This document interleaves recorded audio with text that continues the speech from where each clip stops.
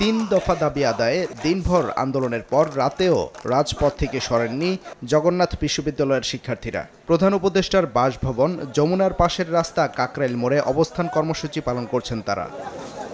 বুধবার রাতে তথ্য ও সম্প্রচার উপদেষ্টা মাহফুজ আলমের সঙ্গে বৈঠক শেষে আন্দোলনে অনড় অবস্থানের কথা জানিয়ে শিক্ষার্থীরা ঘোষণা দেন, সরকারের পক্ষ থেকে সুস্পষ্ট বক্তব্য না আসা পর্যন্ত কর্মসূচি চলবে। উপদেষ্টার উপর বোতল ছুঁড়ে মারার ঘটনায় দায় নেবে না জানিয়ে শিক্ষার্থীরা বলেন, আন্দোলন চলাকালে কোনো অপ্রীতিকর ঘটনা ঘটলে তার দায় সরকারের। কোনোভাবে জগন্নাথ বিশ্ববিদ্যালয়ের সাধারণ শিক্ষার্থীদের দিকে রক্তচক্ষু দিয়ে তাকাবেন না, বাঁকা চোখ দেখাবেন না। আমাদের এই দাবি, আমরা এই দাবির পক্ষে অনড় রয়েছি। আমরা সুস্পষ্ট ঘোষণা ব্যতীত কোনোভাবে এই জায়গা ছেড়ে যাব না।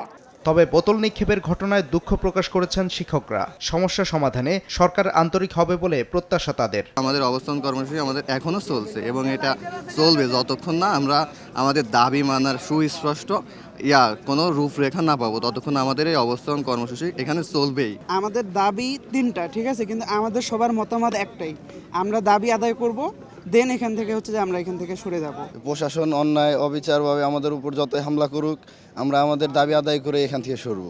যে কোনো যৌক্তিক দাবির বিষয়ে সরকার কথা বলতে প্রস্তুত জানিয়ে তথ্য উপদেষ্টা বলেছেন, তার উপর হামলাকারীরা জুলাই যোদ্ধাদের কেউ নয়। আন্দোলনকারীদের মাঝ থেকে যারা হামলা করেছে তাদের রাজনৈতিক সংশ্লিষ্টতা খুঁজে বের করা উচিত বলে মন্তব্য করেন মাহফুজ আলম। তিনটি দাবি যৌক্তিকতা আছে কি নেই এটা শিক্ষা মন্ত্রণালয় বিচার করে দেখবে এবং আমরা মনে করি যে বিশ্ববিদ্যালয় আবাসন সংকট আছে, এটা আমাদের সরকার এটা সুনজরে দেখবে এবং যে বাজেট আছে আগামী বাজেটে তারা বলার চেষ্টা করেছেন আগামী বাজেটে যাতে তাদের আবাসন ভাতা 70% করা হোক, সেটা কত পার্সেন্ট করা যায় এটা আলোচনা সাপেক্ষ।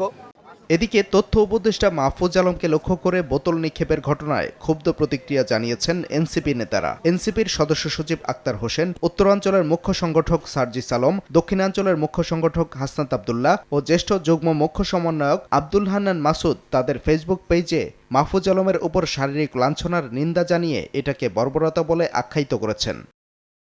সাদিকুর রহমান, সময় সংবাদ, ঢাকা।